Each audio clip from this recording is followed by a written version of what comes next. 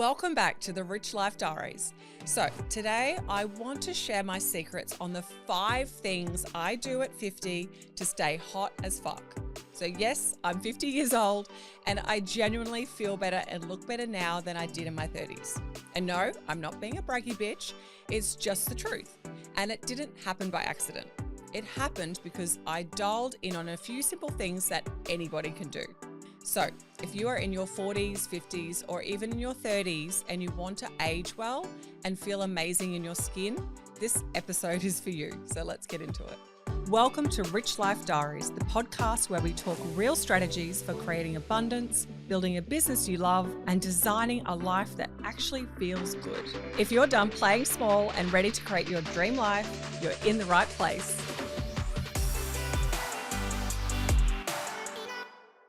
Number 1, skincare and taking care of your skin. Now, the skin is the first thing that shows signs of aging.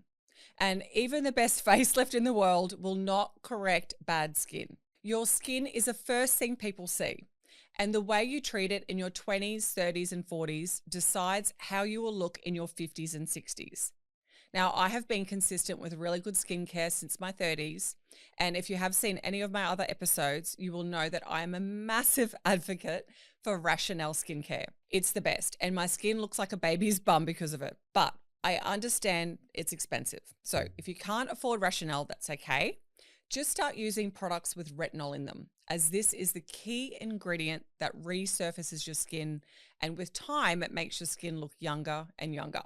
Retinol is that one product that the longer you use it for, the younger you look. My skin actually looks better now than what it did 10 years ago because of retinol. Now, on the topic of skin, the most obvious thing to keep your skin youthful is to stay out of the sun as much as possible.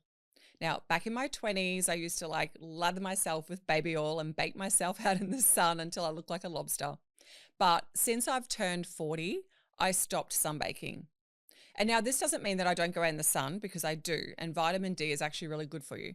But I just limit my time and I wear mineral sunscreen if I do go outside for a long period of time. I'm also a huge advocate for red light therapy as well. Another tool I've been using since I turned 40, and I really do think this has made a huge difference to my skin. And the other thing I swear by to keep your skin looking youthful is Botox.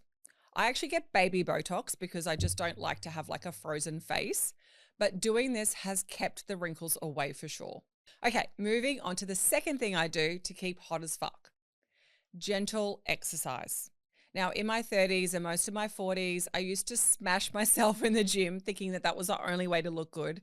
You know, heavy weights and brutal cardio classes and all of that. And all it did was increase my appetite to the point I would eat loads of chocolate and sugar. And then it just kind of defeated the purpose. So as I've aged, I realized my body actually looks better with more gentle movement. So at the moment, I do love long walks and Pilates, and I just do weights once a week. Now, I understand this won't work for everyone, but this is what works for me.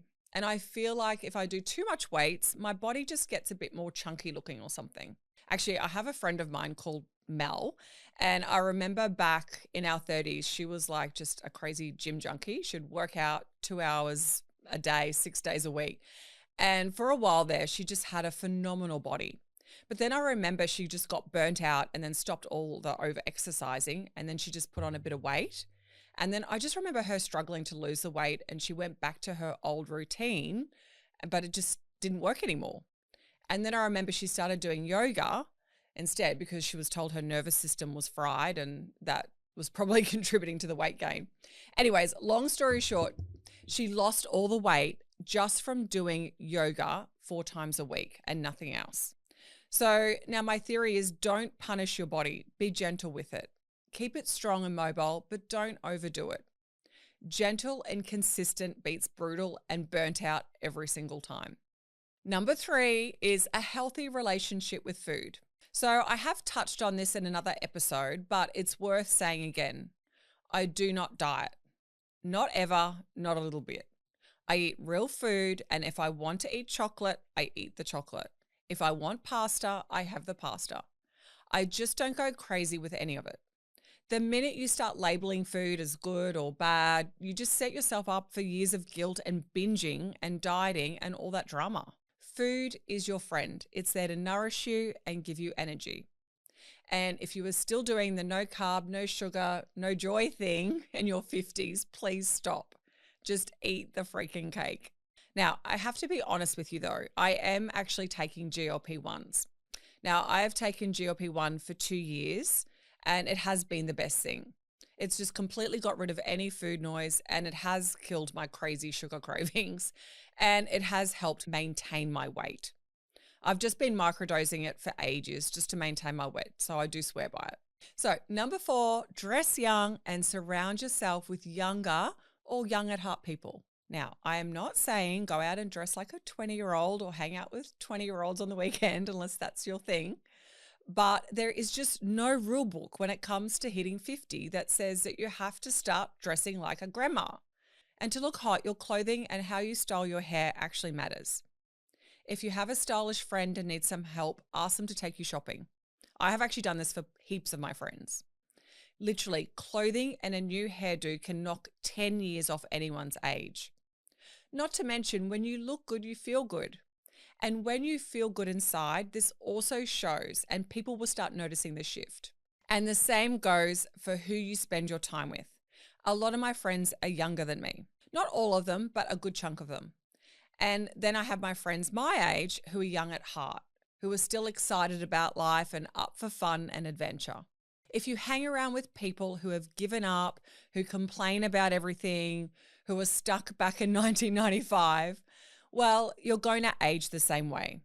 Energy is contagious, so pick your friends wisely. Now, number 5, and honestly, this is the biggest one, mindset and how you talk to yourself. I love my body. I love myself. I tell myself that all the time. Now, I know that sounds cringy to some people, especially if you grew up like I did in a small town where you weren't really allowed to love yourself out loud. But the way you talk to yourself is the foundation for everything else.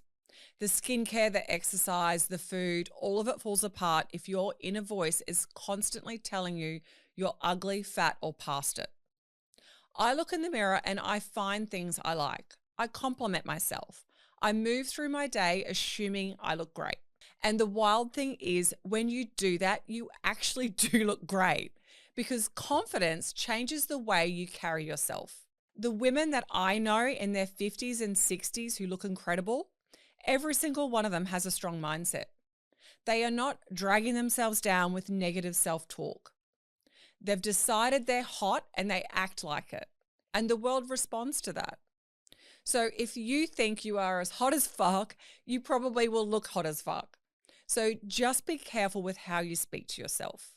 So there it is. 5 things I do at 50 to stay hot AF.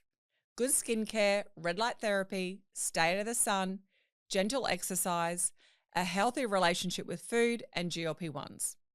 Dressing young and hanging out with people who are young at heart.